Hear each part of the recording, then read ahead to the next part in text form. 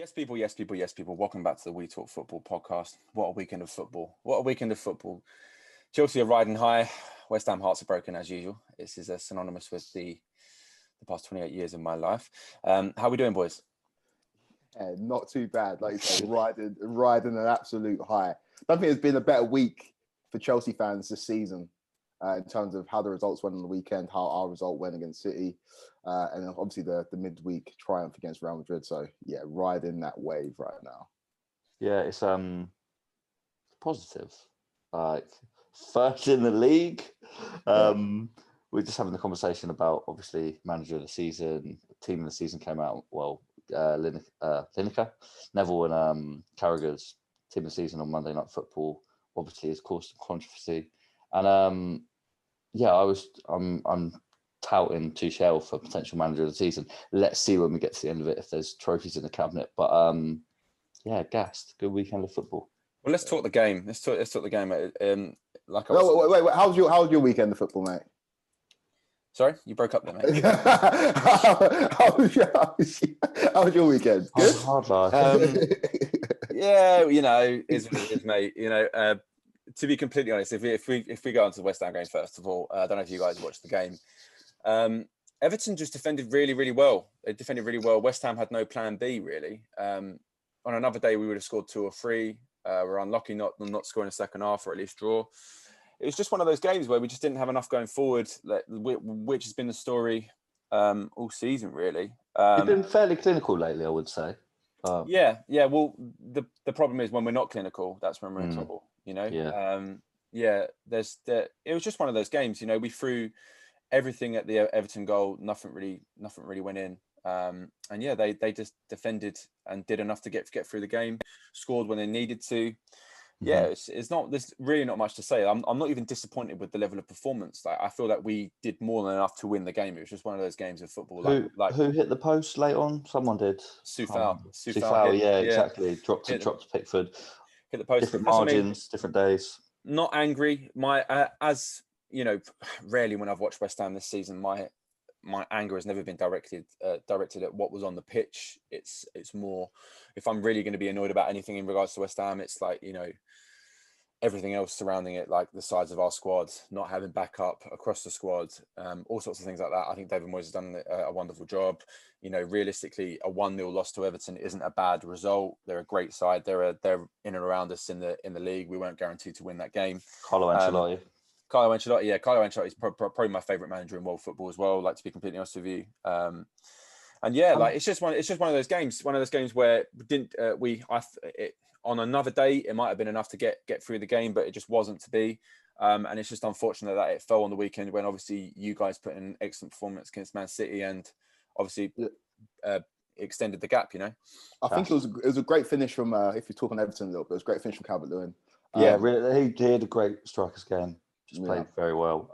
On the note of the small squad, Jay, West Ham, I mean, what would you look to do come summer? I know Moisey was basically saying that Tammy Abraham at 40 million's sort of, out of reach of the checkbook. But there's talk about a potential loan if Abraham's going to maybe push for a move. What are you thinking you need to improve on?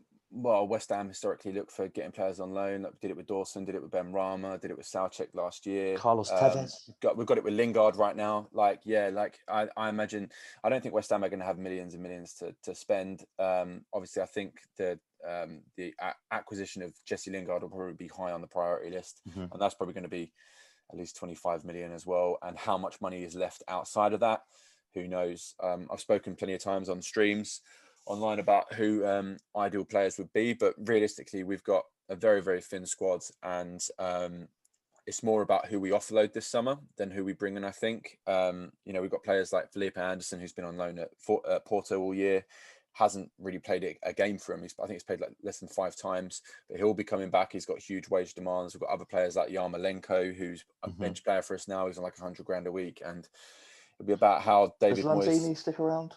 Lanzini, well, it's the thing is, Lanzini's been good cover. He didn't play badly at the weekend. Scored a worldie last year.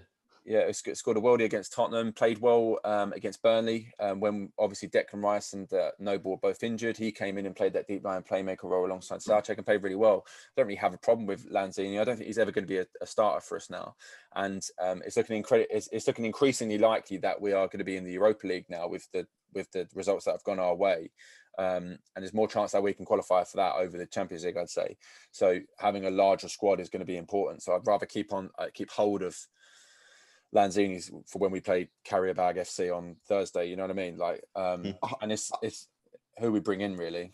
I think like loan moves won't be a bad thing for West Ham next season. Obviously, you touched on Lingard being top of the priority list. I think his impact can't be understated. But I feel like everybody in the narrative and the noise around Tammy Abraham to West Ham is gathering pace. And I feel like that would be a perfect move for someone like Tammy. No, I totally agree. Yeah. So, although West Ham, it's obviously we love to laugh because you're a West Ham fan and we've had banter back and forth this season. Probably the best season to start the podcast because it's been West Ham's best season in a while. But that's what I said to you. I said the podcast with me is probably going to go down from this point downhill. Like the podcast wouldn't be that entertaining if West Ham were languishing in like 17 played back. Oh, it could be really entertaining. Or it could be really clippable, really biased. That's what I said to Quaker. I said next season it's just going to be a collection of me getting angry every week. WHF TV. West Ham Fans TV. West Ham Fans TV. Well, some rants like Jamie Boyce rants. He's just slamming the table. True Geordie. Moist out straight into the camera. Moist out. No, I thought West Ham had like a good season. That game against Everton was testament to how far West Ham have come. Because if you look at the investment that Everton had in the summer, in terms of bringing in the likes of James Rodriguez and like Alan Decore, they really invested and brought in a world class manager. West Ham, who you both tipped to go down, are challenging them in a tight. I feel so ridiculous about that. Genuinely, it was like they're done. Mate, you're not even a West Ham fan. So, you know what I mean? You look so piss poor at the end of last season. Yeah, I know. And the thing is, right? I know this is like flogging a dead horse at this point. Like, I know I predicted West Ham to go down, but like again, the logic of me putting them down still stands. It was down to our league position last year and our lack of strengthening in the squad, you know, and the public furore. You got one recognised striker, we so first half of the season we had Haller, and to call him a striker is how did you get an injustice on strikers. Him, I don't understand. Honestly, good player. He's not even a bad player. Watch him score goals in Champions League for Ajax. Yeah, he's just not so suited weird. To. He's either not suited to the Premier League or not suited to the way West Ham play. So you mean he's a bitch? Your words, mate. Your words. That's what I'm saying. Like, it's just testament to that. This is what I was saying at the start of the video. Like, my problems with West Ham aren't necessarily the effort levels that have been put on the pitch, because I think that every player this year for West Ham has given everything they can. And I think the fact that Souček and Sufal are getting like team of the year shouts. There's so much like hype around Declan Rice. Antonio has been playing really well. Like, because there's like so many players that have played really, really well. Like Lingard's in with an England shout. Who would have said that 6 months ago? Like, it's because of players like that and the levels that they've put in the pitch that we're even in the position we are. And it's because of David Moyes being able to manoeuvre a really delicate situation at West Ham where we just have a tiny squad. But my problem with West Ham, like it has been all season, even in the origins of this podcast, is at board level in terms of how we allowed ourselves to go into the second half of a season when we're putting in a blinder in January. You know, we're putting in an absolute blinder where, you know, we have a real chance to really sustain some sort of challenge towards Europe. And I know we're still there. But are you telling me that if we didn't sign 2 or 3 extra players in January for maybe a little bit more than what the premium was, that we wouldn't have had more chance to finish in the Champions League spaces if we actually had a recognised striker? Within I think by the end of February, we had Antonio injured. Obviously, we'd sold out Haller in January, and I think by the end of the month, our backup striker, who's Yarmolenko, by the way, he was injured as well. He's basically a winger. He was out of the season, and then we had to rely. We got knocked out of the cup straight away because we tried going to Old Trafford and playing without a striker. Put on an 18-year-old ex-Man United prospect in debacle and haven't played him since. Like, do you know what I mean? Nice fresh confidence. My problem isn't with West Ham's necessarily squad size. Well, the squad size is an issue, but it's more just that it was even allowed to be that. Like you say, now, I mean, you know, harking back to Chelsea in the summer, but obviously with COVID, and the complete lack of money and funds that there are for transfers. It's like, yeah, if these wealthy benefactors that do own clubs, whether they have the funds there or not, do decide to stretch into their own pockets a little bit further, you could have made massive investment and actually really impacted the market. Sort of picked up players at a point where effectively you're attacking the competition. So it's a shame that you're never going to see that from West Ham. But I wasn't even talking about breaking the bank. I spoke about this with Quaker yesterday. Why couldn't we go out and sign Diego Costa? Why couldn't we go sign Daniel Sturridge on free transfers? It's wages, isn't it? 6-month contract for a 6-month contract at the end of the season. Yeah, instead of going into we literally didn't have a striker. Do you know what I mean? Like, what's like? It's not even a financial risk. It's just not like what you pay someone 100k for, 150k for 6 months. Like, we used to play Javier Hernandez like over 100 grand, and he was our bench player. Like, Felipe Anderson's on loan at Porto, we're paying him 120 grand. Like, come on, there's levels to it. I suppose the squad depth, or the lack of squad depth, West Ham is why, like, in the run to the end of the season, I predicted that it was going to be a familiar looking top four, just because, like, if teams like Liverpool and Chelsea and even Spurs, who are not going to finish the top four, allow a team like West Ham, who have invested literally nothing into their team, to finish ahead of them, then they've got to look at themselves really, really not hard in the mirror, because there's no way that West Ham, who've got one recognised striker, and Antonio, in my mind, he's not even a striker. I've seen this man play like wing back. So he's not even like a proper striker. If Liverpool allow West Ham to finish ahead of them, they have Mo Salah, Bobby Firmino, Sadio Mane, and Diego Jota. It's absolutely insane. If we had a Tammy Abraham, like as much as I've screamed blue in the face for Mikel Antonio, I absolutely love him. I think he's exactly what West Ham needs, especially in the team that we have. He's not very clinical as a striker. You can tell he's not a natural striker. He's just playing there because he's a handful and he can actually do the job. But if we had like a Tammy Abraham or like an established Premier League striker, even like a Callum Wilson at Newcastle, we could have signed him. Maybe what is it? The guy who signed for Everton, the one from Bournemouth, Josh King. Josh King. Yeah, if we'd gone out and signed Josh. Oh yeah, King, no, not Josh King though. No, but my point is, if we actually had a striker, like, do you know what I mean? Like an actual option, the season might have looked differently, and we might not have had to, look at it. It's to be honest, this is a very privileged position that I'm in, and this has become a very West Ham centric episode. But it's a very privileged position that within 9 months, I've gone from thinking West Ham would get relegated and nearly watching us get relegated this time last year, to being in the top half of the Premier League very comfortably, fighting for European spaces. Like, that's a very privileged position. But looking like a better team than Tottenham Hotspur. Yeah, but at the same time, it doesn't change the problems that have been there the whole way through. It's like performance at the moment. Very much like Arsenal. Like Arsenal won the FA Cup last year, and it papered over the cracks that are there at Arsenal.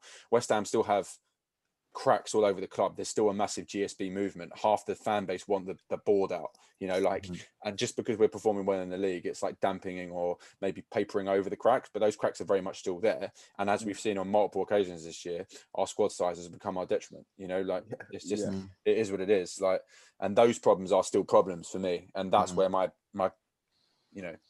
you're seeing that with Liverpool as well, I suppose, in the sense of squad size. Anyway, sorry, Craig, carry on. Because they were talking about cracks being papered over. The cracks that were formed during the whole midst of the Super League thing have been well and truly papered over Chelsea performances on the pitch, because we were screaming blue murder like 2 or 3 weeks ago, and now we're saying that Roman and Chelsea are the greatest thing since like sliced bread. So maybe it's time to touch on our performances on the weekend to see. I don't know. I still, the lingering kind of nastiness of the Super League still lingers, but it's crazy how quickly football can kind of take your mind off of that. Yeah, it is mad. I think, from the Chelsea perspective, and arguably from the Tottenham perspective as well, I hate to sort of group us together. I mean, Daniel Levy's just, put a silly amount of money into the stadium. They're falling apart as a team and potentially a club. They need that guarantee of that Super League money. So I can see why they did it. On our side of things, as fans, and where we stand as Chelsea fans, no one is ever going to turn around and speak sort of negligently about our Lord and Saviour Roman Abramovich, especially when, like you say, look at what we're doing this season. And the big summer spree, we spent over 250 million. Seemingly, it's all coming to fruition. Mendy's been great. Thiago Silva's been great. Timo Werner.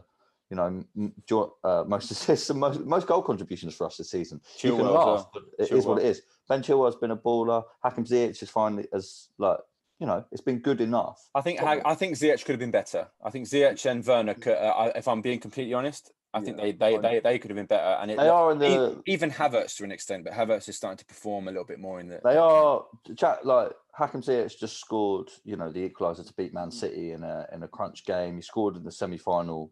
I'm not doubting that he scored 2 good goals. He scored in the cup against City, and he scored. It's where we are. It's where I completely appreciate what you're saying. It's like, yeah, you always want more from money spent, but being realistic at how they've come over and what situation they've come over. Last summer's transfer window was a resounding success. So I think going back to the Super League, like you say, the results are papering over the cracks, and it's all kind of pretty rosy for Chelsea right now. Manchester United and Liverpool, on the other hand, there's still a lot of conversation to be had there about what they are as sporting entities. Well, on Chelsea, so I would actually disagree with that. In terms of Timo Werner, like, we can kid ourselves. Yeah, fair. Maybe don't, like, the goal contributions thing is only used for people who don't score goals. Like, oh, look how many goals he contributed. What striker? He's not scoring goals. He lives offside. Like, he's not. Yeah, that's my problem with Timo Werner. He's not having a good season. Like, he's just not. If he played for Liverpool, we'd be fucking slating him. We'd be well, if he played for Liverpool, he'd be below us in the league and not in any cup competitions. Do you know what I mean? Like, he's starting for us all the time, and we are in the Champions League final and the FA Cup final. Like, That's not the argument he's making, though. It's not the argument. It's not necessarily who he plays for. But if he was putting in this kind of season elsewhere, you wouldn't be so full of praise for him. I think what he does defensively is massively underrated. I'm not necessarily praising the goal scoring output, like you say. It's not there, and we would like more. But when push comes to shove, he's been our starting striker all season. Under Tuchel, we've been great.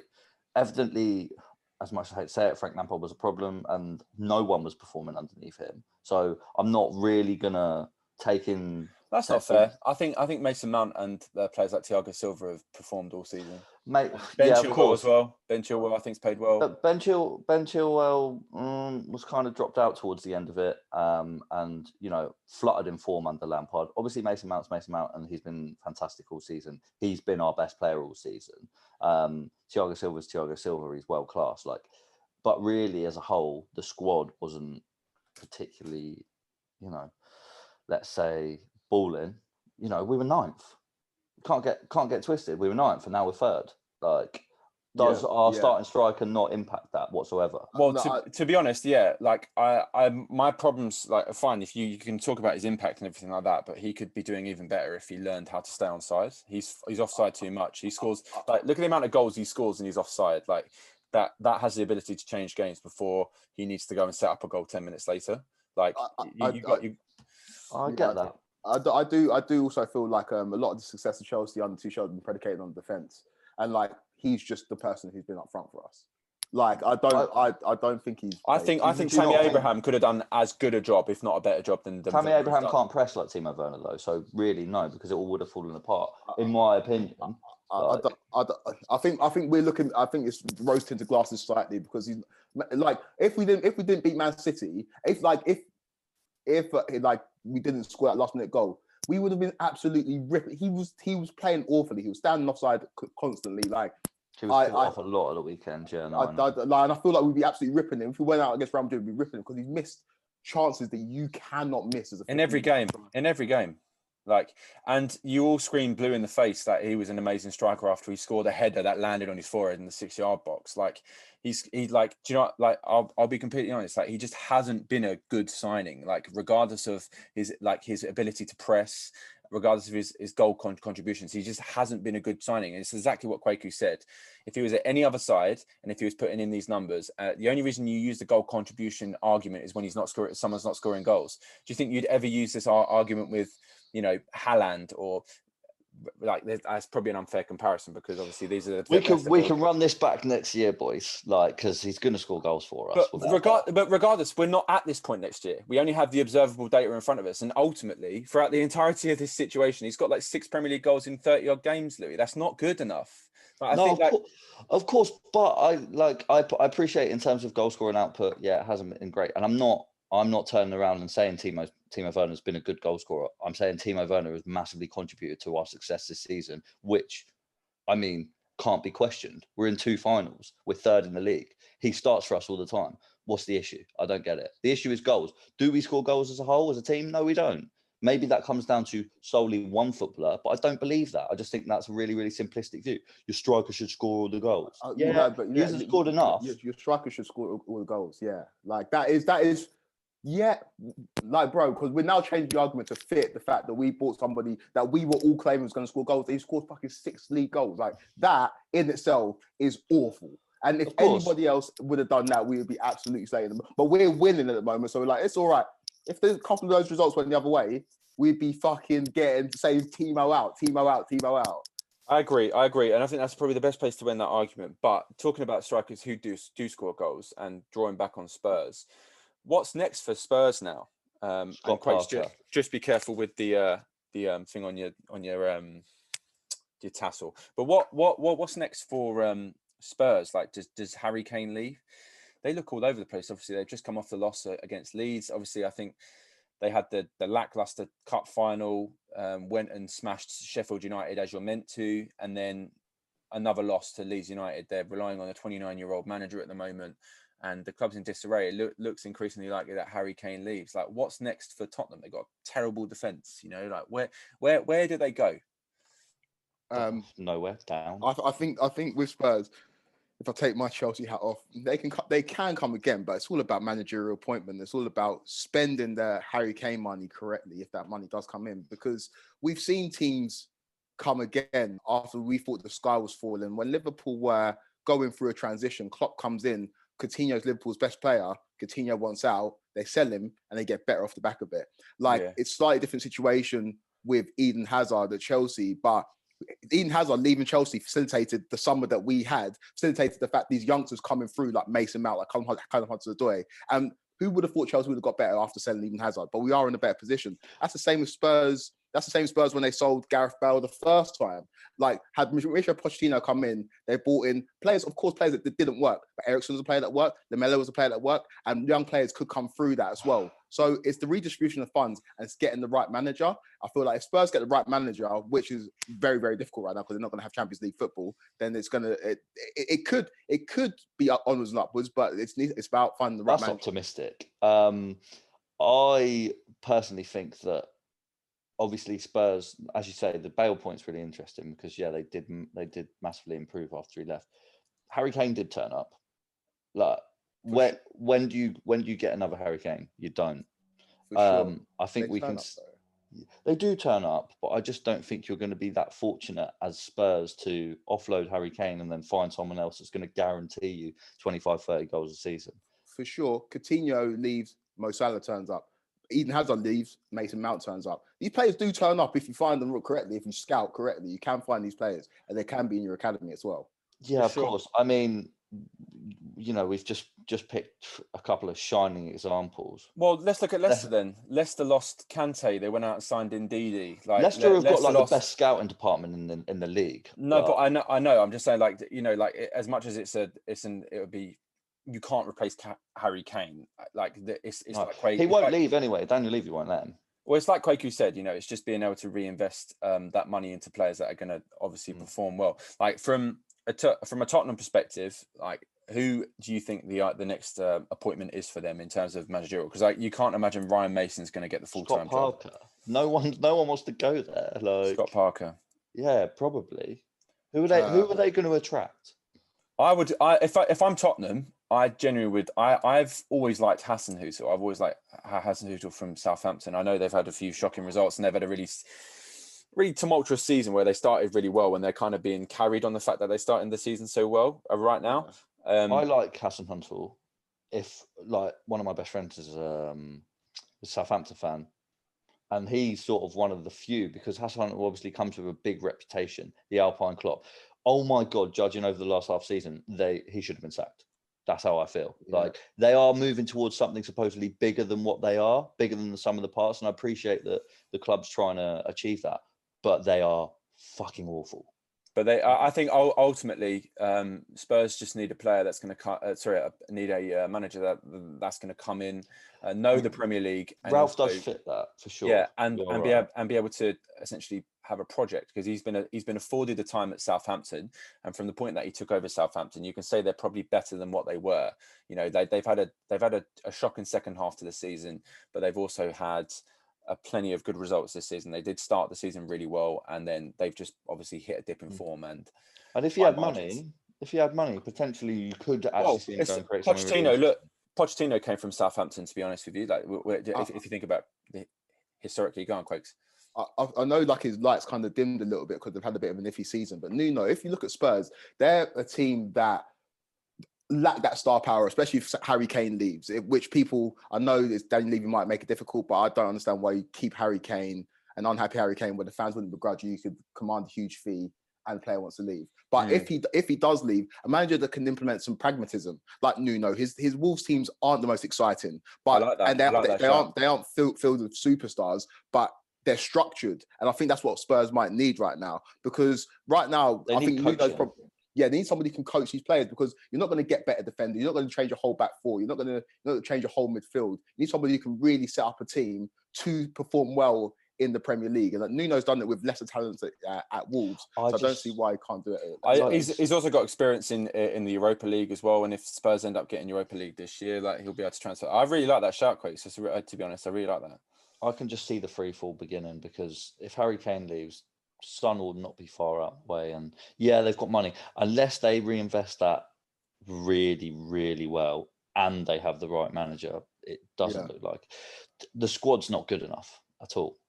Yeah, I just feel like with it, the sky can always seem like it's falling when you're going to lose a great player. But if Daniel Levy is the owner that he thinks that he is, he should be able to bring in the right man and invest in the right type of players to bring Spurs back. Because what we're going to say, that both the North London teams are going to be out of contention next season, because Arsenal are done, and Spurs, like, I just don't believe that's the case. They've just got too much more money than the other teams that are chasing it to fall off a cliff like that, I think. Yeah, I agree. But it requires bad management, and to be honest, I think the club's been badly managed. Like you mentioned, Daniel Levy being the owner that he sort of believes himself to be. Yeah. Got Mourinho in, short-sighted bullshit, didn't work. Now they're in a deeper hole. Yeah. So, and also a hole that's cost them how much money? 30 million? Yeah. To be as much as Jose's got a bad ride, like let's not forget the start to the season that they had, and then they fell off the cliff, and they did get to a cup final this year, and Jose Mourinho was sacked a few days before that. So to throw Mourinho under the bus and call it an instant failure just because of how it ended is a bit harsh. Daniel Levy, as much as he's a businessman, he has his, and I don't like Tottenham at all. I don't like that. I don't like Tottenham in the slightest. But to call him a bad owner, he runs the football club quite efficiently. He made a really awful decision hiring Jose Mourinho, because that is one of the worst managerial appointments I think we've seen in the last couple of years in the Premier League. He took a lot of goodwill and turned it cancerous. And evidently the feeling around Tottenham is not very good at the moment, which is why they've got Ryan Mason in to bloody try and bring it back. Tottenham are already plummeting though, because they came out of the Champions League final, lost that game, and then for the start of that season they were plummeting. They were going down and down and down and down and down. And then Jose Mourinho came in. There was the rejuvenation, like throwing a poisonous gas bomb into into a plane that's dropping. Okay, fine. I get what you're saying. He did well for 10, 20 games. Okay. Yeah. Sorry, Jay, I'm digging. But yeah, I suppose that's enough for everyone, guys. That's this weekend of football. It's just been a mad weekend of football, and where can they find us, Quakes?